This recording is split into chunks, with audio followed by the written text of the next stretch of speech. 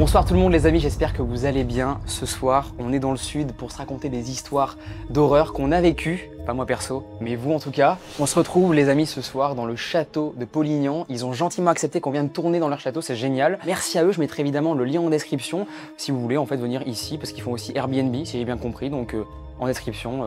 Ça part. Les amis en commentaire, n'hésitez pas à me dire si vous voulez des formats comme ça où on est dans des lieux différents que la maison de base un peu vieille flippante dans laquelle on est pour le format abonné. Là voilà, on fait un épisode un peu hors série dans le sud, dans un château. Donc n'hésitez pas à mettre en commentaire si vous voulez qu'on fasse un épisode prochainement dans un bunker abandonné, dans une salle de bain, très nul comme lieu. Mais voilà, des lieux un peu bizarres comme ça, flippants. N'hésitez pas d'ailleurs à m'en proposer dans les commentaires. Et évidemment, on ira lire tout ça pour voir dans quel prochain lieu on finalement se raconte des histoires. Et d'ailleurs, le plus liké, je m'y engage, les gars, dans cette vidéo, on ira avec des abonnés. Peut-être dangereux, sûrement, j'ai peur de ça. Mais on le fera. Les amis, on va passer du coup aux petites phrases qu'on dit au début des histoires avant de les raconter. Est-ce que vous avez réfléchi à une phrase avant de venir? Personne n'a révisé. Génial. Je me lance. Moi, mon histoire, elle est en deux parties. La première partie, menhir. La deuxième partie, carpe. Et toi, du coup, Loris? Apparition. C'est que des mots, quoi. Ce soir, c'est vraiment que des mots, ok? J'ai vu. Mec, toi, tu as des preuves carrément de ce qui t'est arrivé. Ouais. Et ça, c'est fou. Quand on a des preuves, c'est toujours plus flippant. Donc, paranormal, toi, du coup. Ouais, c'est ça. Et toi, du coup? Bah, moi, un mec chelou. Un mec flippant que t'as rencontré comme ça dans la rue? Ça. Non, dans une auberge jeunesse. Ok. Eh bien, écoutez, moi, ma phrase, ce sera l'abonnée effrayante. Ok. Ça m'est pas arrivé à moi, c'est arrivé à un collègue qui l'a partagé sur Reddit l'histoire. Okay. Vous verrez pourquoi. Je dis ça, qui veut commencer? Moi, je m'en fous, je pense que Tu veux commencer? ça va être Allez, je pire. t'en prie. J'ai créé récemment un canal dans lequel en fait je partage vos histoires que vous m'envoyez sur l'adresse leo@d-influence.com. Donc n'hésitez pas à le rejoindre en masse. On est moins de 1000, donc c'est déjà très cool. En vrai, merci beaucoup pour ceux qui ont déjà rejoint le canal. N'hésitez pas, du coup, je le mettrai aussi en commentaire épinglé. Je vais tout mettre en commentaire épinglé. Bon, j'invite Loris maintenant à raconter la première histoire. Dites-moi les gars si je parle tout seul maintenant. Et oui, normal, car je vais parler maintenant de Surfshark VPN. Disparaître comme viennent de le faire les abonnés à l'instant même, c'est ce que j'adore faire personnellement en ligne. Et Surfshark, c'est parfait pour ça. Alors, pour vous expliquer concrètement ce que c'est Surfshark, c'est très simple. Il chiffre en fait tes données, donc personne ne peut voir concrètement ce que tu fais sur Internet. Et dites-vous qu'il cache même votre adresse IP.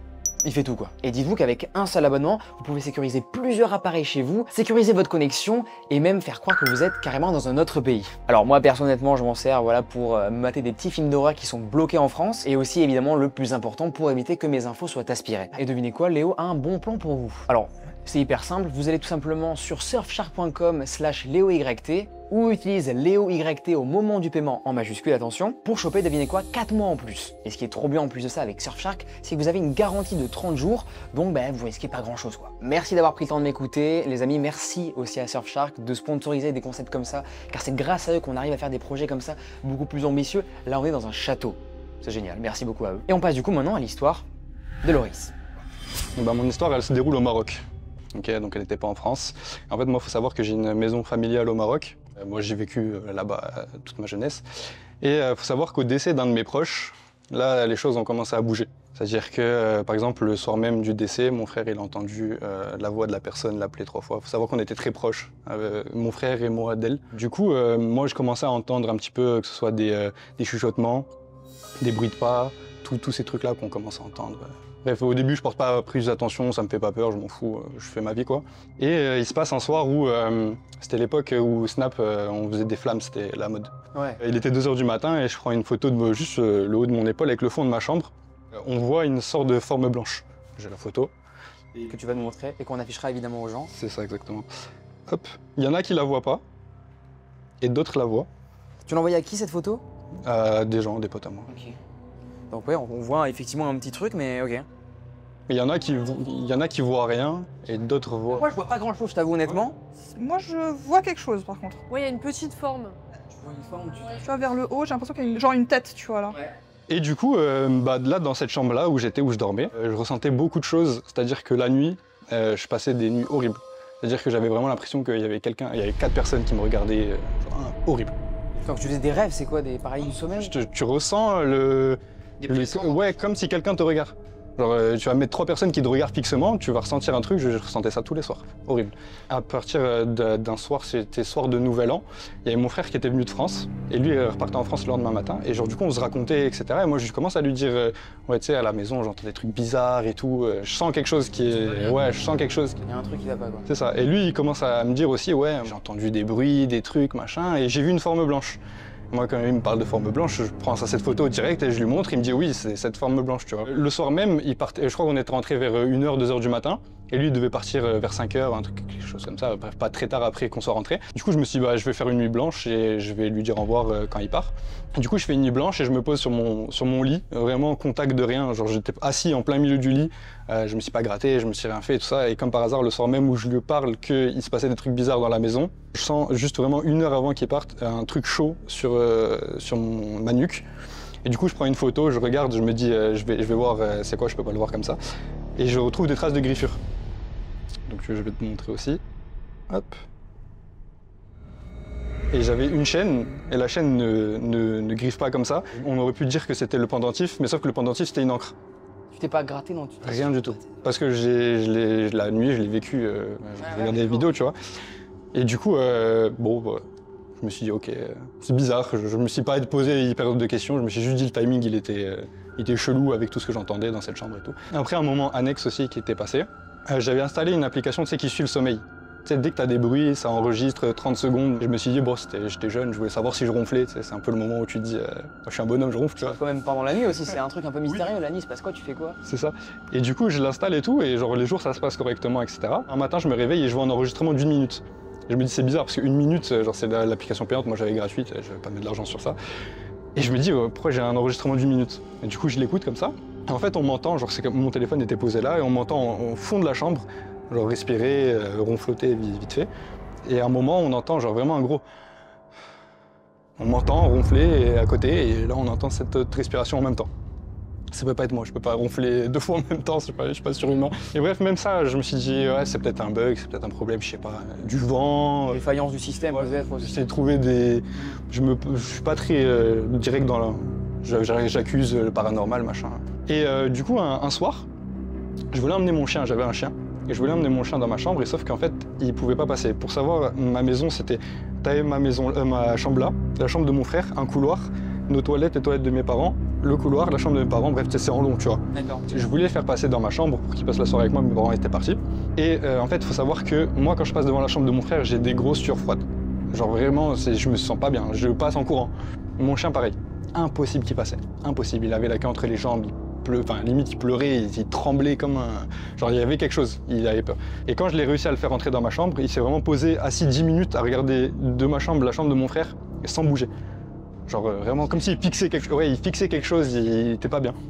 Et du coup, de cette chambre-là, moi, c'était un soir, il devait être 3h du matin, ça, j'étais en train de jouer, et je pars faire mes besoins, tu vois. Du coup, je laisse ma lumière allumée de ma chambre, qui éclaire vers mes toilettes, pour pas réveiller mes parents. Et du coup, ça éclaire un petit peu la chambre de mon frère. Faut savoir que mon frère, il était plus là, cette période-là. Et la chambre, elle était entrouverte. Et du coup, je commence ça, machin, et je regarde, et je sens, comme dans ma chambre, on me regarde. On me regarde, c'est sûr, on me regarde, je suis pas bien. Je prends mon téléphone, je mets le flash, j'allume mon appareil photo et je prends cette photo-là. Et cette photo-là, c'est celle que j'arrive pas à expliquer. Ouais, littéralement un gars en blanc qui te regarde, quoi. Cette photo-là, impossible. Les guns sur le déco, mais waouh, d'accord. Bah là, il y a littéralement un visage, quoi. On dirait que c'est une sorte d'enfant avec un masque qui te regarde. Moi, j'ai l'impression que c'est un masque. Proportion, j'ai l'impression que c'est vraiment la même que ce que j'avais vu sur la première photo au niveau. Et en fait, moi, ce qui me perturbe avec cette photo, c'est que genre, elle peut faire peur aux gens. Tu sais, tu dis ouais, ça fait bader ou des trucs comme ça. Mais moi, quand je la vois, je me sens bien. Tu sais, je me sens apaisé. Genre, j'ai pas peur. Tu sais, je suis content de la voir. Tu sais, au fond, je sais pas, au fond de moi, j'ai un petit truc qui me dit, je suis content de voir cette photo. Ok. Tu vois, genre comme si, je sais pas, peut-être c'est la personne qui est décédée et mon fort intérieur le reconnaît et je suis content de la, je sais pas. Et vraiment, j'ai pas de peur, j'ai pas de, même quand je l'ai vue, je suis rentré chez moi, enfin dans ma chambre tranquille, sans flipper. Ta chambre, en fait, elle a quoi derrière cette porte? Elle a ton lit, c'est quoi? Est-ce que ce serait pas un vêtement que t'as laissé traîner? Non, parce que après j'ai une autre photo. D'accord, ok, ouais. Ah oui, d'accord. Et du coup, j'ai vu la photo, je me suis dit, ouais, bizarre et tout ça. Et du coup, le lendemain matin, je me suis levé et j'ai dit à personne de toucher cette chambre. Alors vraiment, personne ne rentre, faites pas le ménage, rien. Vraiment, je veux que la chambre soit, même vous l'ouvrez pas, je veux que la chambre reste nickel, personne ne la touche. Et du coup, j'ai vérifié toute la journée, personne ne l'a touché, machin, etc. Et du coup, à la même heure, le lendemain, j'ai pris la même photo au même endroit. Et ça a donné ça. Hop.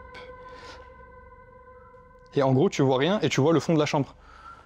Et c'est vraiment au même endroit, juste le lendemain, et tu vois vraiment rien. Genre tu vois le lit. Toujours le free gun. Toujours, non, c'est un autre. C'est un autre. Ah, c'était l'époque des free guns. Tu vois le lit rose. Donc tu vois, sur la première photo, c'était blanc. Donc... Ouais, mais t'as vu, il y a une sorte de robe de chambre là, t'as vu? Où ça? Là, tu vois, c'est une sorte de... Oui, ça c'est un fer à repasser, mais regarde sur le... Ah d'accord, aucun rapport, d'accord. C'est très spécial, ouais. Mais tu vois, mec, j'ai l'impression que c'est ça, là. Ce truc, là, qui est juste plus bas, en fait, tu vois. Tu l'as pris d'un angle différent. Ouais, non, il y a quand même vraiment un œil, quoi. Il y a un œil, C'est pour ça, moi, tu vois, je saute pas sur le truc de me dire... Exactement. Ouais, c'est un fantôme, c'est une tête, je sais pas, c'est un mec bizarre, je sais pas, tu vois. Mais moi, je suis ouvert à toutes les propositions de théories. Moi, justement, je cherche des réponses, tu vois, si quelqu'un peut me... Évidemment, bah, on demande évidemment ça aux gens, et les gens, vous verrez, c'est vraiment des enquêteurs dans les commentaires souvent, ils théorisent pas mal, et c'est hyper intéressant d'avoir vos retours, les gars. Mais tu vois, après, ça peut être aussi un effet, Squeezie en avait parlé à l'époque, un effet pareil d'Oli. Ouais. Dr Nozman en avait parlé, JD aussi. Ton histoire est finie? Presque. Presque, bah continue, frérot. Moi, j'ai la famille du côté de ma mère qui est très croyant, et ils sont venus une fois au Maroc. Et du coup, je lui ai expliqué l'histoire à mon oncle, et il s'était posé dans ma chambre, il avait fait une prière. Et tu sais, dans la religion, enduire les cadrans de porte avec de l'huile, ça fait bloquer les esprits, tu vois. Et du coup, il a fait la prière, il a passé de l'huile sur toutes mes portes, toutes mes fenêtres, machin. Et depuis ce jour-là, j'ai plus rien senti dans ma chambre. Et je dormais extrêmement bien. C'est à partir de ce moment que j'ai passé mes meilleures nuits. Ouais, bon, ça, c'est aussi très bizarre, ouais. Ok. Du coup, voilà. C'est la fin de mon histoire. Bravo. Ah ouais, bravo. Tu vois, c'est dur de raconter ça en vrai, parce que c'est un truc que t'as vécu sur du long terme. Ouais. Et ouais, t'as vraiment senti quelque chose de bizarre, quoi, d'accord, ok. J'ai envie d'aller faire une enquête, du coup, plus maintenant, comme tout a été nettoyé, mais du coup, tant mieux pour toi. T'as vécu d'autres trucs après ça ou pas? Ouais, des trucs bizarres, mais franchement, je pense que c'est explicable. Ou... Ouais. Genre, une fois, j'étais à Toulouse, me réveillais un matin, j'ai trouvé un verre d'eau en plein milieu de ma chambre. Ça peut s'expliquer parce que je fais des crises de somnambulisme. Donc, je peux, moi, dans la nuit. Le lendemain, le soir même, ce même verre, il a explosé tout seul quand je regardais une vidéo de McFly et Carlito où il racontait des histoires d'horreur. Et j'avais du coup nettoyé toute la chambre et tout, et j'avais changé les draps, machin. Et 4 jours après, je me suis réveillé, le bras en sang avec un bout de verre, du verre qui avait explosé alors que j'avais changé tous les draps dans le bras. Et j'ai la cicatrice encore. Montre ta cicatrice. Je sais pas par où elle est, Elle est là, c'est ça là? Ouais. Ça là? Quelque chose par là. Là, t'as une cicatrice là. Ouais, c'est possiblement elle, mais quelque chose par là. Je suis parti chercher. Ah ouais, mais ça c'est encore plus flippant que tout ce que tu nous racontes. Je suis parti chercher le bout de verre avec une pince à épiler dans la blessure, parce qu'il est resté bloqué dedans. Quand tu disais dans ton histoire, t'avais pas l'air non plus apeuré, tu vois, en mode comme tu disais, ça, t'étais limite rassuré, donc ça se trouve au fond de toi, tu ressentais que c'est, enfin, si tu vois, c'était vraiment une entité ou une âme, que c'était pas forcément quelqu'un qui te voulait du mal. Non, au Maroc, non. Et franchement, j'étais, à part quand on me regardait, enfin, j'avais l'impression qu'on me regardait, je passais des mauvaises nuits. À part ça, par exemple, à Toulouse, j'ai flippé. Je me suis dit, bizarre le frérot quand même. Merci beaucoup d'avoir raconté tout ça. Ça me fait plaisir. Les amis, on passe maintenant à l'histoire de Sacha, qui a vécu une histoire du coup plutôt rationnelle, là, pas Oui, paranormale, c'est ça, ouais. avec un gars moyennement recommandable, quoi. Voilà, c'est ça, complètement chetarde. Ok, bah on t'écoute, c'est parti. Ok, on va préparer les popcorns. Donc en gros, je suis partie à 2 ans en fait au Japon avec mon ex, donc on va l'appeler Thibaut. Et en fait, donc c'était un voyage qui devait durer à peu près 3 semaines. Donc là, on était environ à la moitié du voyage, donc c'était un itinéraire qu'on s'était un petit peu fixé, donc vous êtes Tokyo, Nara, Kyoto et tout. Et donc là, on est arrivé à Osaka. Donc Osaka, c'était vraiment un endroit que j'avais surkiffé. Je sais pas pourquoi, au contraire, je suis en mode oh, ok, Osaka et tout, c'est trop bien. J'étais surexcitée. Et c'était un peu la partie du voyage où on était en mode bon bah les sous sont vraiment bien partis, on va trouver un logement qui est tranquille. Donc on avait pris un petit logement auberge jeunesse, paumé un peu dans Osaka. C'était vraiment un petit peu loin et tout du centre-ville. Et donc on arrive tôt le matin pour déposer nos affaires. Et donc là on découvre l'auberge et tout d'un coup ma sensation, elle est pas du tout pareille. Je sais pas pourquoi, je mets même pas un pied dans l'auberge, je me sens pas bien, je sens qu'il va se passer un truc. Donc j'arrive et tout, les gens très gentils de l'auberge, et là l'auberge est juste énorme. Genre elle est sur 5-6 étages, et à chaque fois 2 escaliers pour accéder à un étage. Et quand t'arrives à un étage, t'as plein de couloirs complètement différents. Dans les couloirs, t'as plein de pièces, enfin c'est un vrai labyrinthe le truc. Limite tu peux te paumer quoi, tu vois, donc j'étais en mode ok, un peu bizarre et tout. Donc nous on loge au tout dernier étage, Et en fait, notre chambre, elle est dans un dortoir. Donc déjà, c'est un moyen dortoir, mais t'as vraiment notre chambre qui est fermée dans le dortoir. Donc les murs, ils sont hyper fins et on a une porte un peu coulissante à la japonaise. Et en plus, ça se ferme même pas très bien. Donc ce qui fait que t'as genre ça carrément où tu peux voir à travers en fait ce qui se passe dans notre chambre. Et en fait, carrément, tu vois, tu peux mettre l'œil et tu peux voir ce qui se passe en fait derrière, tu vois. Donc je me dis, oula, ok, bon, pas ouf. Et donc on arrive dans la chambre et en plus, supplément, dans la chambre, donc t'as des placards en fait qui se ferment. Donc il y a une petite porte. Et en fait, c'est des grands placards sur un mur. Moi, je m'amuse à les ouvrir parce que je me demande ce qu'il y a dans ces placards. Et vient le dernier placard en haut où je l'ouvre et je vois un trou. Donc, dans le placard en haut, je me dis, c'est quoi ce bordel? Donc, moi, je décide de monter pour voir et je vois que ça mène sur des espèces d'escaliers. Donc, un endroit où il n'y a pas de lumière, où il y a des escaliers un petit peu... mi-bois, enfin on sait pas si c'est moderne, on voit pas très bien. Il y a des toiles d'araignée, c'est enfin pas de lumière, je comprends pas. Et donc je me dis c'est Quoi, le bourbier de ouf. Voilà, donc je vous dis déjà voilà l'ambiance qu'il y avait quand je suis arrivée. Donc moi je suis un peu en bas des tout, surtout qu'il m'est arrivé des trucs dans le passé qui faisaient que je me sentais pas très bien. Je me suis dit ok bizarroïde et tout, je le ressens pas trop cette auberge jeunesse et tout. Passe à la journée et vient la première nuit où on dort dans cette auberge, sachant qu'on n'avait que 2 nuits à passer là-bas. Et donc la première nuit, on est hyper fatigué. On va pour dormir vers 22h, 22h30. Et il y a un mec dans le dortoir qui fait sonner son téléphone tout le temps. Donc évidemment, c'est un petit peu chiant, quoi. Je veux dire, 5-10 minutes, ok, mais le frérot, ça fait 30 minutes, il a besoin de dormir avec, je sais pas, tu vois. Au bout d'un moment, t'as un mec en anglais qui lui dit « Shut up, tais-toi avec ta musique et tout. » Éteins ton téléphone. Et donc le mec parle pas. Enfin, on sait même pas si c'est un mec. Hein. Il éteint son téléphone et après, quelques secondes après, il le refait démarrer. Moi, je me dis, ça commence à être lourd. Donc moi, en tant que voilà, bonne française, moi, je gueule. Je fais, il me casse les couilles, ce mec. Tu vois et le gars, je sais pas s'il parlait français, il se lève du lit. Il marche assez fort. Et là, je l'entends toquer à la porte. Sachant que notre porte était fermée et tout. Pour la première fois, j'entends à peu près sa façon de parler. Donc c'est de l'anglais mélangé avec une autre langue. Et ça fait, il a l'air un peu en colère et on l'entend pas très bien, il fait comme ça. Et moi, je sais pas, je me dis, faut pas lui ouvrir. Tu vois, je me dis, même si j'ai parlé mal, tu vois, désolé mec, mais je vais pas t'ouvrir la porte et tout à 23h. Même Thibaut à ce moment-là me dit, non, on va pas lui ouvrir la porte, c'est bizarroïde. On passe la nuit et tout, donc je dors, et puis à 5h du matin, avec le décalage horaire, je me réveille. J'ai envie d'aller pisser et tout, et je me dis, je peux pas me retenir. Sincèrement, il faut que j'aille aux toilettes et tout. Et donc j'essaye de réveiller Thibaut. Et Thibaut me dit non, j'ai la flemme de t'accompagner aux toilettes. Je prends. Voilà, vous sentez le truc. Terrible Thibaut, mais bon, c'est pas grave, on est en mode face. Thibaut, il me dit non, ce que je vais faire, c'est que je vais allumer mon téléphone, je vais le mettre je vais enlever le mode silencieux et si t'as besoin de moi, tu m'appelles. Il se mouille pas trop, quoi. Voilà. Et moi. Le Thibaut se mouille pas trop, quoi. C'est ça. Moi, c'est bon, j'ai envie d'aller pisser. Je me dis ok, bon, je prends mon téléphone et je décide de sortir de la chambre. Et là vient un des pires moments de l'histoire, où je commence à descendre les escaliers qui mènent au rez-de-chaussée parce que les toilettes étaient à l'étage genre juste en dessous. Et au même moment, j'entends quelqu'un qui se lève de son lit et qui se lève très brutalement. C'est-à-dire que c'est pas quelqu'un qui se réveille comme ça. C'est un mec, depuis le début, il dort pas, il a entendu quelqu'un et il suit la personne. Je me dis non, c'est pas grave Sacha, ça doit être dans ta tête, le mec il a dû se réveiller et tout, c'est pas grave. Et donc je descends les escaliers et la personne descend très rapidement et je vois les premiers toilettes en sachant que les toilettes c'était pas une porte t'ouvre et c'est une pièce de toilette, c'est vraiment t'as des toilettes individuelles et tout qui mènent directement genre à côté des escaliers, donc ça c'est bien, c'est un point positif. Et donc moi je prends les premiers shots, je rentre et je m'enferme. La personne elle descend très rapidement et là toutes les portes étaient ouvertes, il faisait encore nuit, hein, c'était 5h du matin et mes shots sont allumés. Le gars, d'une poignée super forte, il chope la poignée de mes shots, il force comme ça, mais de ouf. Et moi, je me dis, non, c'est pas possible, je suis en train de rêver et tout. Et là, j'ai mon corps qui commence à trembler, je me dis, non, mais le mec, c'est sûr, il a fait exprès. Et le mec continue pendant 5 minutes. 5 minutes, ça ne s'arrête pas. Et prise de panique, parce que dans ce genre de moment, tu sais pas quoi faire. Donc moi, j'essaie d'appeler Thibaut. Thibaut qui était en haut. Et je pensais pouvoir compter sur lui, donc je l'appelle, et en fait, il s'était rendormi. Donc je suis toute seule. Oh non, Thibaut. je suis toute seule face à cette situation, donc j'essaie d'appeler ma mère. Je me dis évidemment le mec va péter la porte, donc j'essaie d'appeler ma mère en France. Donc j'aurais pu appeler la police japonaise, mais je sais pas. Donc à ce moment-là, je pense à ma famille et je me suis dit, bon, je vais appeler ma mère, je vais lui dire qu'il y a un mec, c'est mort et tout. Surtout que dans l'auberge, ce que j'ai oublié de préciser, c'est qu'il n'y avait pas beaucoup de gens.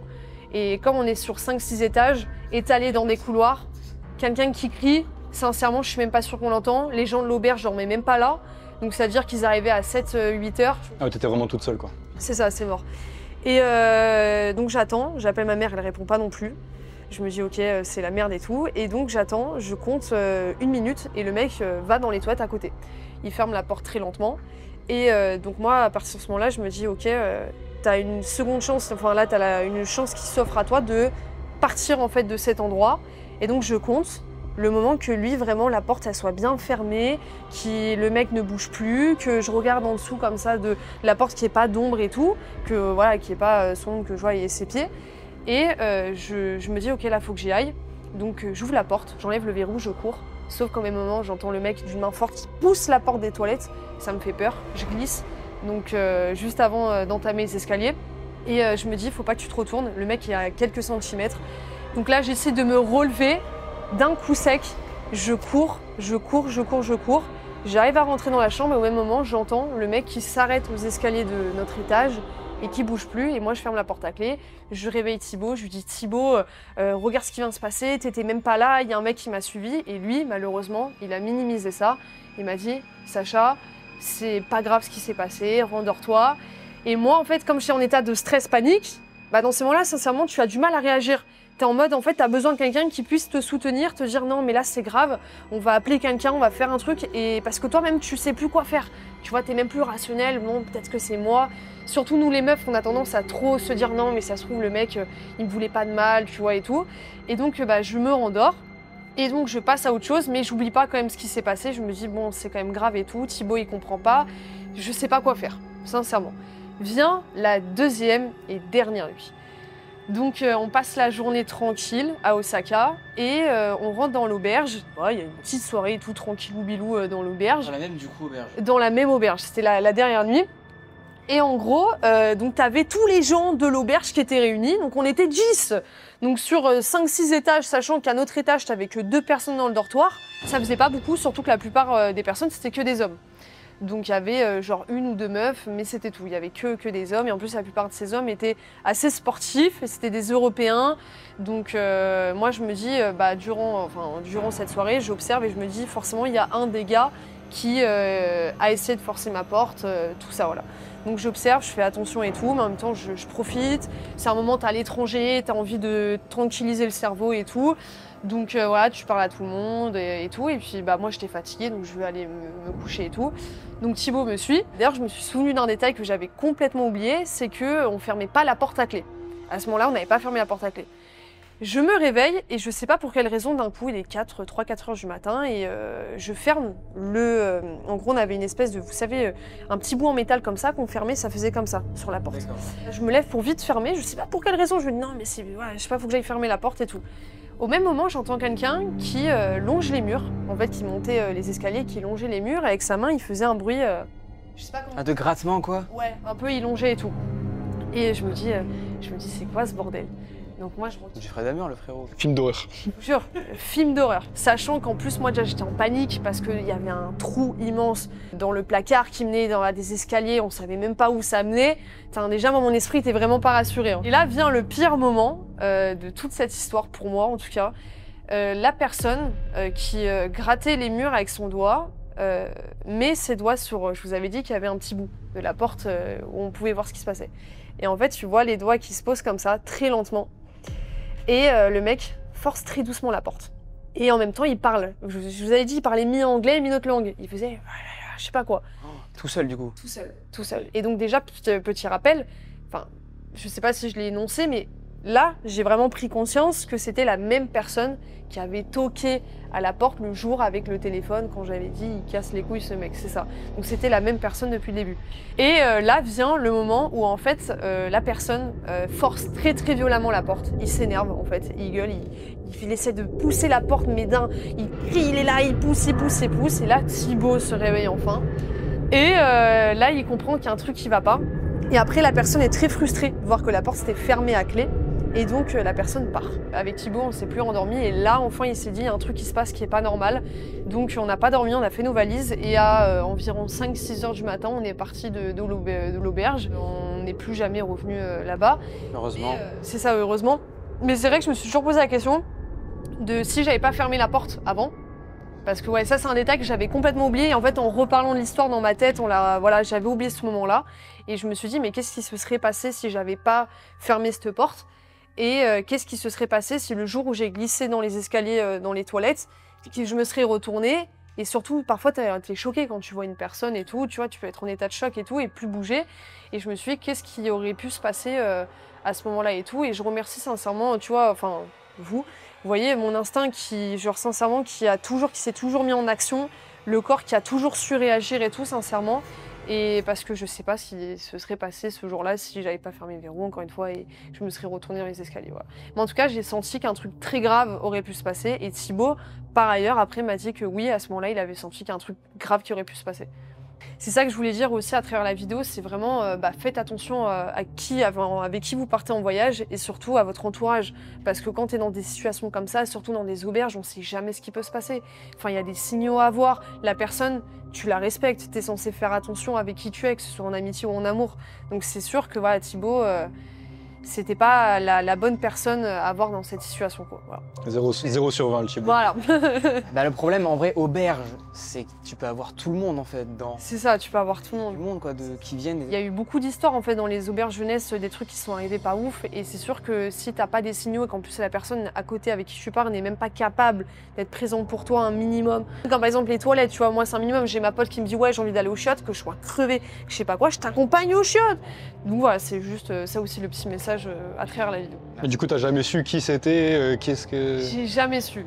T'es parti sans savoir. Et son visage, tu l'as même pas vu. Mais j'ai Tu l'as vu dans la soirée, mais pas. Tu sais pas. ça, en fait, j'ai vu les 10 personnes qui étaient présentes dans l'auberge, mais donc c'était, il y avait que 2 femmes, et c'était en plus 2 femmes, je crois, qui partaient très tôt le matin, mais en tout cas, ouais, c'était pas une femme, hein, vu la voix, et tous les hommes, c'était des Européens, et ils avaient l'air tous malades mentaux, un peu, donc je saurais même pas dire qui, sincèrement, ils avaient l'air tous bizarres, en fait, je sais pas comment vous dire, dans leur énergie et tout, j'ai pas aimé ce qu'ils dégageaient tous, en fait, donc ouais, donc non, je sais pas du tout c'était qui. Donc là, en soirée, t'as vu potentiellement le mec qui allait te faire le plus de mal et je savais pas c'était qui, genre. C'est ça. C'est horrible. Et après, on a essayé de se faire des théories avec Thibaut et puis même moi avec ma famille parce que j'en ai parlé et tout. Mais sincèrement, tout ce qui vient, c'est soit un mec qui m'avait repéré, qui a vu que j'étais une meuf et qui a voulu rentrer pour faire quoi que ce soit, ou le gars, il a mal pris dès le début avec le téléphone et qui voulait en découdre. Peut-être un peu des deux en vrai. Hein. Peut-être un peu des deux. Mais voilà. Ouais, très chaud. Mais ça fera une belle prévention pour les personnes qui regardent cette vidéo. C'est ça. Sur les auberges de jeunesse. Ouais, et même en voyage, pour moi, t'as des codes à avoir et s'il se passe un truc, tu vois, il y a des réactions à avoir. Jamais le téléphone en mode silencieux, des trucs comme ça. Ouais. Bon, on peut t'applaudir, merci beaucoup. Merci. Beaucoup Sacha, c'est un témoignage hyper éprouvant, merci infiniment. On transitionne du coup maintenant sur le paranormal. On part avec l'histoire du coup maintenant de Lucie les amis, qui est maintenant. Alors, faut que je mette un peu de contexte avant et ça va être un peu long parce qu'en fait, je faisais partie d'un club d'escrime médiéval à l'époque. Une année, on a eu l'occasion de faire une démonstration de notre sport au château de Pylorens, qui est un château cathare. Donc, et on a dormi dans un gîte qui était dans le village au pied du château, qui était le village de Pylorens d'ailleurs. Sur ce voyage, rien ne s'est passé. Sauf que du coup, comme on est arrivé un petit peu avant après, on n'a pas eu l'occasion de vraiment profiter de la région, donc on a décidé l'année suivante de retourner là-bas. Et on a dormi dans le même gîte en fait, parce qu'on me connaissait et tout. Le début s'est bien passé, et il faut savoir que dans les groupes de personnes, entre le premier et le deuxième voyage, il n'y avait pas tout à fait les mêmes personnes. Il y avait des personnes en plus, il y avait des personnes en moins, et parmi les personnes qui étaient présentes, donc il y avait le maître d'armes, j'ai anonymisé les noms évidemment. Le maître d'armes, on l'appelait Marcel. Il y avait sa femme Karine, la sœur de Karine, Hélène, Justine, la compagne de leur fils, de Marcel et Karine, et mon amie Camille. Voilà, je ne dirai pas tous les noms, mais c'est les personnes, les noms qui sont importants pour l'histoire. Et en fait, Marcel, c'est quelqu'un de très particulier, qui adore tout diriger, qui adore tout commander, et qui, parce qu'on était forcément nombreux, donc on avait plusieurs voitures, qui voulait absolument que c'est lui qui dirige, qu'il soit lui qui soit devant, et lui qui ait le GPS, sauf que c'est quelqu'un qui n'est pas très doué avec la technologie, donc c'était nous qui configurons le GPS à chaque fois. Et il y a un moment où on rentrait d'une journée assez longue, assez éprouvante, on était visiter des châteaux, on avait pas mal crapahuté, et il voulait absolument diriger le convoi. Et là, nous, on était voiture 2 ou 3 derrière, et puis on voit que la route, on monte, sauf que en fait, le gîte, en fait, il est dans une vallée. Donc, on se demandait où est-ce qu'on allait, quoi. C'est ça. On arrive en haut, qu'apparemment le GPS était là qui nous avait menés, on comprend pas, en mode qu'est-ce qu'on fout là, quoi. Lui, il commence à s'énerver, la technologie, machin, on se dit bon, quitte à ce qu'on soit là, on visite un peu, et on avait vu en montant un panneau avec marqué Menhir. On s'est dit, quitte à ce qu'on soit là, autant en descendant, s'arrêter et aller voir le menhir, quoi. Ça nous fera une petite visite supplémentaire. Donc on descend, donc on est à plusieurs voitures. Ma voiture est une de celles qui se gare le plus près. Donc il faut savoir que c'était... On le voyait pas directement depuis la route. Que la route, vraiment la route de montagne, hein, avec rien autour. On s'est garé un petit peu à moitié sur le chemin. Et il y avait un petit chemin qui descendait pour aller jusqu'au menhir. Donc moi j'étais dans le premier groupe qui est descendu. Avec notamment Camille et Hélène. Et le compagnon de Camille. Et pendant qu'on descendait, j'entendais Hélène et Camille dire « C'est bizarre, j'ai l'impression de voir des yeux sur le menhir. » Moi, je voyais que dalle. Hein. Qu'on soit clair, je ne voyais rien du tout, et son compas non plus. Bon, ok, on avance. On est aux 2/3 du chemin, et les autres groupes commencent à descendre, parce que forcément, on n'est pas descendu en même temps des voitures. Et là, il y a Camille qui s'effondre. Littéralement. Vraiment, elle a dit, comme dit, j'ai mal au cœur et tout, elle s'effondre. Donc moi, je me mets derrière elle, à genoux, pour qu'elle puisse s'appuyer sur moi. Du coup, on est un petit peu en mode, what the fuck, qu'est-ce qui se passe et tout. Et derrière, il y a l'autre groupe qui descend, et là, Justine s'effondre aussi en pleurs. Quoi? Les deux d'un coup? Les deux d'un coup. Forcément, du coup, moi, je suis restée avec Camille, et les autres sont allés voir ce qui se passait de l'autre côté, parce que forcément, on est en mode, qu'est-ce qui se passe, quoi. Alors, faut savoir que Justine et Hélène sont des médiums, et Karine est une guide. Et là, Karine, elle a dit, il faut qu'on rapproche les deux. Donc on essaie de rapprocher, et plus on les rapprochait, plus Camille tombait régulièrement les vapes, et plus Justine hurlait. De douleur, de tristesse, de désespoir. Jusqu'à qu'on arrive à les rapprocher, les faire se toucher, et là, ça s'est calmé. Waouh, fou, d'accord. J'ai des frissons. Et après ça, Karine a dit, bon, on va tous se lever, on va se mettre en cercle, on va respirer. On dit exercice de sophrologie, tout ça, histoire de calmer un petit peu tout le monde. On reste 10 minutes comme ça à respirer. Moi j'étais ultra calme, hein. Faut vraiment d'une paix intérieure tranquille. Et au bout d'un moment, il y a le compagnon de Camille qui commence à fondre en larmes. Et c'est pas quelqu'un de très émotif de base ou quoi que ce soit. Il fond en larmes, il pleure. Et on reste comme ça pendant 10 minutes et après, tout se calme. Donc ça, c'est ce qui s'est passé sur place. J'ai eu de la chance, c'est que j'ai réussi à discuter, parce que je suis encore en contact avec Camille. Elle m'a fait son retour sur ce qu'elle a vécu, de son point de vue. Elle m'a dit, moi quand je suis arrivée, je me suis effondrée, j'avais mal au cœur et dans le dos. Dit, j'arrêtais pas de tomber dans les vapes. Et en fait, plus Justine se rapprochait, plus elle tombait dans les vapes. Elle faisait des micro-malaises. Justine, qui du coup est médium, elle a dit, elle était partie en transe. Et apparemment, à l'époque, vie antérieure, elles étaient sœurs toutes les deux. Et en fait, Camille a été tuée d'une flèche qui est rentrée au niveau du cœur, qui est sortie dans le dos, donc pile là où elle avait le mal. Du coup, je ne sais plus dans quel sens, mais il y en a une qui a vu mourir l'autre, et c'est pour ça qu'elle était... D'accord, ok. Une sorte de vision, elle a eu en fait. Comme une vision d'une vie passée, comme un flashback, comme si en fait le destin quelque part nous avait emmenés à cet endroit en nous faisant aller dans un village où on n'était pas censé, qu'on ait vu le menhir et qu'on soit tous là, parce qu'apparemment on aurait tous été dans une vie antérieure déjà là, présents à ce moment-là. Et du coup, on aurait été apparemment des druides et on se ferait tous massacrer. Donc bon. Ça c'est l'histoire quoi. Moi apparemment j'étais un homme à l'époque donc j'ai pas eu le même traitement, c'est peut-être pour ça que j'ai pas eu les mêmes ressentis sur le moment. Donc ça c'est la première partie de l'histoire. Donc on rentre au gîte, on reste relativement silencieux pendant tout le trajet, on médite ce qui vient de se passer, on digère un peu. Forcément, fin de journée, en plus on a fait un détour, il est tard, on fait le repas. Il se passe rien pendant le repas et à la fin du repas on débriefe un peu. Et là moi je commence à me sentir oppressée. Je sais pas, il y a un truc qui va pas.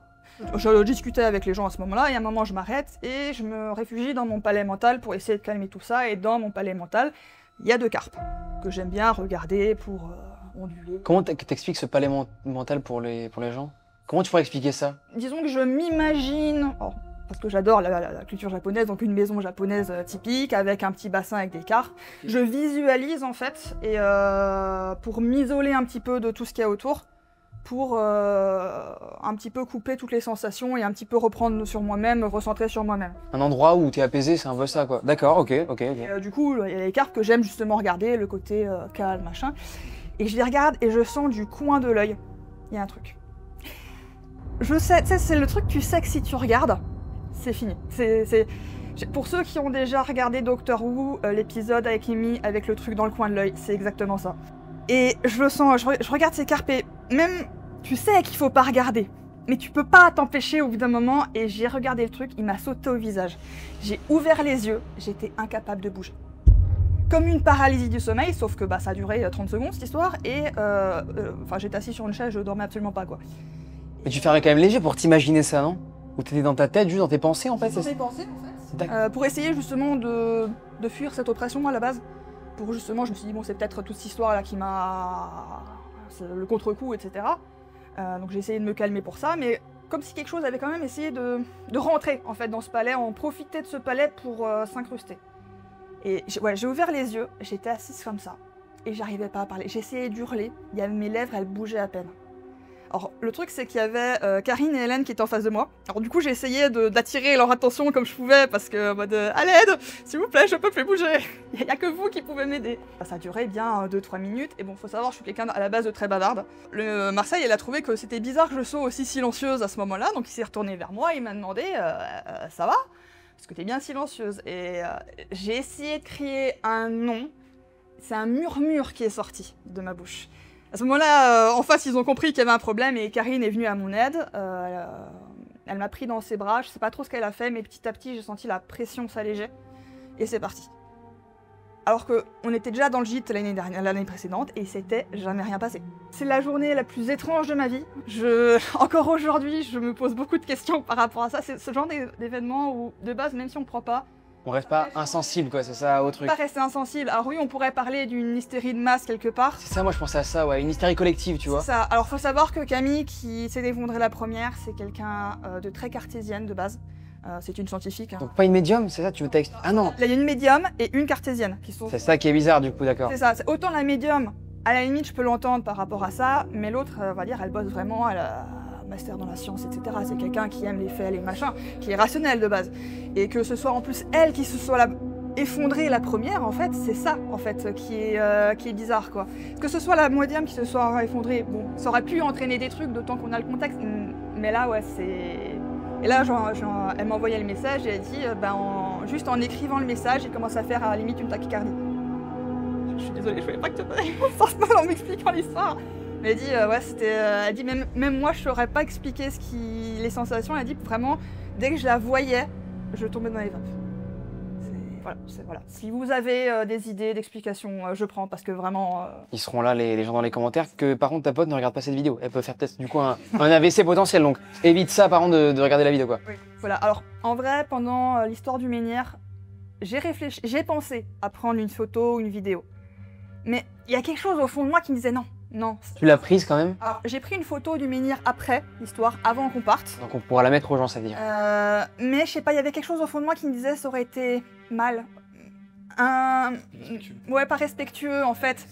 Quelque chose vraiment en mode non, c'est ça, le fais pas, c'est par rapport à tout ce qui se passe, c'est pas respectueux quoi. Donc tu penses qu'on pourra pas la mettre aux gens? La photo du menhir, c'est après, si, y a pas de problème. Mais comme dit, j'ai pris une photo, mais après, une fois que tout s'était passé, tout s'était apaisé, histoire. Et plus après de trucs par rapport à ce menhir, quoi. Non, après ce menhir, et après, c'est plus jamais rien passé durant ce truc. Donc voilà, si vous avez des idées sur... Évidemment les amis, n'hésitez pas à mettre en commentaire si vous avez des théories par rapport à l'histoire de Lucie, qui est quand même très troublante. Est-ce que vous êtes prêts les amis pour que je vous raconte ma petite histoire? Tout à fait.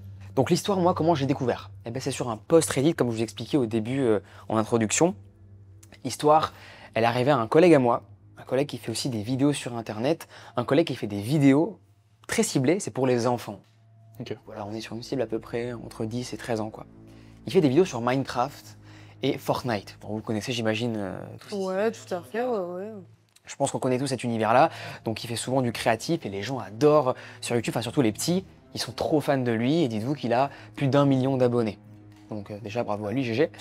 Cette personne-là, elle a voulu rester anonyme sur le post, du coup on respectera son choix, on l'appellera Tristan pour tout au long de la vidéo, par respect. Comme je vous l'ai expliqué, il est très connu et vous imaginez, s'il est connu, c'est qu'il a beaucoup d'abonnés aussi qu'il rencontre dans la vraie vie. Qui rencontre beaucoup de petits qui lui demandent des photos, tous les jours d'ailleurs, hein, dès qu'il sort, ça part, hop, excuse-moi, je peux prendre une photo, évidemment, il accepte, il est gentil. Et il y a aussi les mamans qui forcent, voilà, je vous explique un peu sa vie pour vous contextualiser, voilà, c'est un peu oppressant quand même, hein, souvent. Et aussi, ça passe devant chez lui. Il y a des personnes qui, aussi, ça fait partie du contrat malheureusement, mais qui trouvent son adresse, grâce à je ne sais quel moyen, mais voilà, qui arrive à trouver son adresse et qui toque chez lui. Bonjour, je peux avoir une photo. Ah, c'est toi le youtubeur. Les abonnés le voient sortir, donc il est obligé du coup de prendre des photos avec eux. Ça le saoule un peu. Enfin, c'est pas que ça le saoule, mais tous les jours comme ça, même tous les youtubeurs en ont déjà parlé, c'est quand même hyper oppressant, quoi. Toutes les stars aussi, comme Justin Bieber qui se fait tout le temps photographier, vous imaginez, à force, ça prend la tête, quoi. Il a changé beaucoup de fois d'appartement, car tout le temps, son adresse est leakée, donc elle fuitait et c'était invivable, quoi. Et la dernière fois qu'il a emménagé, c'est peut-être l'expérience la plus traumatisante qu'il a vécue, en tout cas la plus inexplicable à l'heure actuelle qu'il a vécue dans sa vie, quoi. Elle est vraiment trop bizarre, vous allez voir, on comprend pas trop ce que c'est, quoi. Donc dans ce dernier appartement, du coup il emménage, voilà, on sait pas à quelle époque, mais voilà, il précise dans son post qu'il emménage avec sa copine, quoi. Dans un appartement très mignon, un petit 2 pièces, voilà, à Lyon d'ailleurs. Oh, ok, 6-9 la triche. Voilà, exactement, 6-9. Voilà, il emménage, et pour vous expliquer un petit peu le contexte de là où il va vivre, il est au 3e étage. Et en gros, pour vous expliquer, en face de lui, il a une cour, et il y a des immeubles. En face de lui, du coup, en gros, ça fait une sorte de carré, quoi, d'immeuble, en fait. Donc, en face de lui, il a la personne du 3e étage. Comme il est au 3e étage, logique. Donc, tout va bien se passer la première semaine, sauf que là, le lundi de l'autre semaine, enfin de la semaine qui arrive, du coup, il va se passer un truc un petit peu bizarre. Il va recevoir une lettre, et je me le suis noté, ce qu'il a reçu, pour pas oublier. Ok ? Donc la première lettre qu'il va recevoir dans sa boîte aux lettres, d'ailleurs c'est même pas une lettre, pardon, c'est juste une feuille comme ça un peu, voilà, chiffonnée, il n'y a même pas de timbre, rien du tout, aucune enveloppe, juste voilà, un petit message comme ça, il y a marqué « Bonjour, je m'appelle Zoé, est-ce que tu veux me voir? Je m'ennuie souvent toute seule, tu as l'air très gentil. » Oh ouais. Oh là là. Bon, c'est un peu l'enfer en vrai, il en a reçu beaucoup, des lettres de fans, et ça va pas trop le choquer non plus. Bah, surtout vu l'âge qu'ils ont, c'est... Exactement, encore une abonnée, c'est pas grave, il est en mode c'est ok, il va pas s'attarder sur le truc, il va montrer ça à sa copine, elle va encore une fois bien rigoler sur le truc, rien de flippant pour l'instant. Sauf que à partir de cette lettre-là, signée Zoé, en face de son appartement, il va voir tous les matins à 9h une fille, petite, qui a entre 10-13 ans, il sait pas vraiment, il n'arrive pas à définir trop son âge, qui lui fait coucou comme ça tous les matins. Et cette fille, elle a une tenue un peu bizarre, enfin bizarre je sais pas tellement, mais elle a une tenue de princesse. Voilà, un peu d'époque quoi. Voilà, mais oui, mais tous les jours quoi. Alors là, il va commencer à trouver ça un petit peu bizarre. Bon, cet événement va se produire pendant voilà, une semaine, le petit coucou tous les jours en fait à 9h, qui va commencer du coup lui à le faire un petit peu flipper. Et il va recevoir après encore des lettres de elle qui lui parle et tout. Et la dernière qu'il va recevoir, celle qui va lui mettre les plus grosses chocottes de sa vie, quoi. Et je vais vous la lire maintenant. C'est « Tu veux être mon grand frère ?» Elle lui pose la question. « Je t'ai vu hier soir, tu avais l'air fatigué. Tu peux me garder pendant que mes parents ne me frappent pas. » Et signé encore de la main d'une enfant donc qui est Zoé. Comme lui, il a peur en fait que cette petite fille qui lui fait coucou, ce soit elle qui lui envoie ses lettres, bah, il va directement alerter les parents en fait. Enfin, il a envie d'en savoir plus. Du coup, il va se diriger lui un jour à l'appartement d'en face, comme il sait où elle habite. Donc il descend les escaliers, un matin. Il y va évidemment avant 9h. Et en montant les escaliers dans l'immeuble d'en face, pour du coup aller dans l'appartement de cette fameuse petite fille qu'il voit tous les matins, il croise la propriétaire en fait de la copropriété. En fait c'est elle qui gère en gros, il y a une agence en bas qui gère en gros les immeubles de la résidence. Et il tombe sur cette femme qui gère un petit peu tout. Et là, il arrête, il dit « Excusez-moi madame, est-ce que vous savez qu'il y a une fille un petit peu spéciale, il lui raconte l'histoire, il y a une fille spéciale en fait, il lui explique qu'il me fait coucou tous les matins à 9 h. Bon voilà, déjà elle comprend pas, elle trouve ça un peu lunaire, elle s'arrête, elle est un petit peu subjuguée par l'explication, et il va lui dire, regardez ce qu'elle m'envoie, il lui montre les lettres, elle m'envoie qu'elle s'est frappée, elle a l'air un peu en détresse, donc est-ce que je pourrais aller voir à l'appartement au 3e étage s'il y a quelqu'un, quoi, parce que là j'ai peur pour la petite, quoi. Et là, la propriétaire elle s'arrête, elle comprend pas. Pendant 10 secondes, dites-vous qu'elle ne lui répond pas. Alors lui, il a peur sur le moment, il se dit « Attends, quoi, je l'ai brusqué, qu'est-ce que j'ai dit de mal, quoi ?» Et là, elle s'arrête, elle dit « Mais attendez, il y a personne au 3e étage. » Je le sentais venir. Il y a absolument personne qui vit depuis 3 ans ici. Ah. Donc là, il est complètement apeuré, il lui montre bien les lettres, il a bien reçu des lettres, quoi. Et elle te dit, bon, parce qu'en fait, il lui a expliqué le contexte, il est créateur de contenu, il a beaucoup d'abonnés. Elle directement, bah, vous avez la réponse devant vous. C'est une abonnée en fait qui vous a envoyé, rien à voir avec l'appartement du 3e étage. Bah, alors qui est cette petite fille, eh ben, encore aujourd'hui il n'a pas la réponse, et il partage ça comme ça sur Reddit, il lâche ça, cette bombe, et voilà, il est encore terrifié de cette découverte, et il ne sait pas du coup. Ah oui, j'ai pas précisé, depuis ce jour, Plus rien, ouais. plus de lettres aussi, donc on comprend pas trop qui est à l'origine de ces lettres, une Zoé, mais et il n'a pas plus d'historique sur le lieu. Est-ce que une petite fille, comme on a dans les films d'horreur, serait morte dans le lieu, dans l'immeuble en face, enfin dans l'appartement en face, et du coup aurait essayé de demander de l'aide? Est-ce qu'elle se serait pas fait frapper à mort par ses parents? On peut imaginer tout, vous imaginez bien. Mais du coup, ouais, histoire bien badante que nous partage Tristan. Et bah du coup, il n'a pas d'explication, Tristan. Ouais, c'est compliqué, là. C'est vrai que là... Théorie très rationnelle, on pourrait penser à des squatteurs par exemple, une famille qui squatte en fait l'appartement. Ouais, c'est vrai. Du coup, ça expliquerait pourquoi la propriétaire, elle pense qu'il n'y a personne et qu'en effet, il y a quelqu'un avec une petite fille. Par rapport au côté justement répétitif, etc. Moi, je pense par exemple à une petite fille qui est autiste, qui a besoin de ses routines. C'est pas du tout bête comme... Qui du coup a sa petite routine de faire coucou à son voisin en face tous les matins, qui justement met toujours la même tenue parce qu'elle se sent à l'aise dedans. Au niveau rationnel, c'est une piste qui me paraissait... On n'aurait pas été au courant de cette activité. Bah, peut-être que justement, on va dire, ces squatteurs ont entendu que par des bruits de couloir ou quoi que ce soit, et du coup sont partis directement après pour pas justement se faire choper par la propriétaire, et ça expliquerait pourquoi il n'y a plus la petite fille après. Et les lettres aussi, du coup, on expliquerait ça. En fait, je trouve ça génial dans son histoire parce qu'au début, on pense que c'est du paranormal, ou à l'inverse, une meuf, une abonnée stalkeuse. Après, on pense que c'est du paranormal. Après, hop, en fait, non, c'est peut-être rationnel, comme tu l'as dit. Plein de théories, et je kiffe trop cette histoire. Du coup, je voulais vous la raconter dans cette vidéo parce que je la trouvais géniale, quoi, tout ça. Après, le truc, c'est qu'il y a tellement de jeunes qui font des blagues de... Ouais, tu vois, des cons qui, tu vois, dire frapper, tu vois, au contraire. Il a bien réagi, par contre, d'aller vérifier, d'aller voir et tout, parce que ça, par contre, c'est important, parce que quand t'es quand même connu et que t'as une communauté, c'est important que tu sois présente quand même pour ta communauté. Et donc là, il a eu un bon réflexe et tout, mais il y a tellement de gens aussi qui font des blagues, tu vois, ça se trouve, c'est des gamins qui s'en rendent même pas compte ce qu'ils disent, ils ont fait une blague, comme ça se trouve, c'est vraiment une vraie personne qui a voulu. C'est possible aussi, parce que la façon dont décrire par rapport à sa communauté, ça me choque pas en fait. Qu'une enfant d'une dizaine d'années écrive comme ça, moi personnellement je trouve ça cohérent en fait. Surtout si elle se sent seule, etc., qu'elle lui demande d'être son grand frère parce que bah, justement il a l'air gentil, elle le voit, elle sent les bonnes ondes, etc., qu'il peut avoir avec les enfants. Ça me choquerait pas en fait. Alors ça peut être malsain on va dire de la part de vue d'un adulte, mais de la part d'un enfant, ils n'ont pas le même regard que nous en fait par rapport à ça, donc elle a peut-être même pas conscience en fait qu'elle le mettait mal à l'aise, hein, tout simplement. Que, voilà, peut-être oui en effet c'est quelqu'un qui a rien à voir. De quoi? Le coup de tu veux être mon grand frère, moi je pense que je reçois une lettre comme ça, Ça fait peur, ça fait peur. Non mais... C'est parce qu'on n'a pas le même regard en fait, c'est ça. Bah merci. Bah merci à toi. Racontez vos histoires, c'était génial. Merci d'avoir fait le déplacement, vous imaginez pas les gars ce qu'ils ont fait, vraiment. Leur gars de ce tournage était génial et à la fois terrible pour eux. Mais le lieu est cool, franchement. Ah ouais, le lieu est très sympathique. On a kiffé, c'était vraiment trop bien, merci d'avoir pris le temps de venir raconter vos histoires. Évidemment, on juge pas, on est ouvert sur cette chaîne, voilà. N'hésitez pas à théoriser si vous n'êtes pas d'accord. C'est pas grave, vous pouvez aussi le dire en commentaire, mais argumenter, il n'y a aucun problème pour ça. Nous, voilà, on écoutera tout évidemment, on ira lire les commentaires, voilà. On sera là pour lire tout ça. Les amis, merci beaucoup d'avoir suivi cette vidéo. N'hésitez pas évidemment si vous voulez venir dans ces formats-là, voilà, qu'on se raconte des petites histoires ensemble. N'hésitez pas à m'envoyer vos histoires que vous avez vécues. Ça peut être des histoires paranormales avec preuves, toujours plus cool en vrai. Des histoires que vous avez pu vivre un peu comme Sacha, de stalking un peu flippante avec un humain vraiment, ou paranormal Comme les deux zigotos, je suis trop à l'aise. Je suis beaucoup trop à l'aise à dire ça comme ça. On vous dit bonne nuit à tous. Essayez du moins de dormir parce que là, j'imagine que ça va être un peu compliqué. Bisous, bisous. 3 bisous.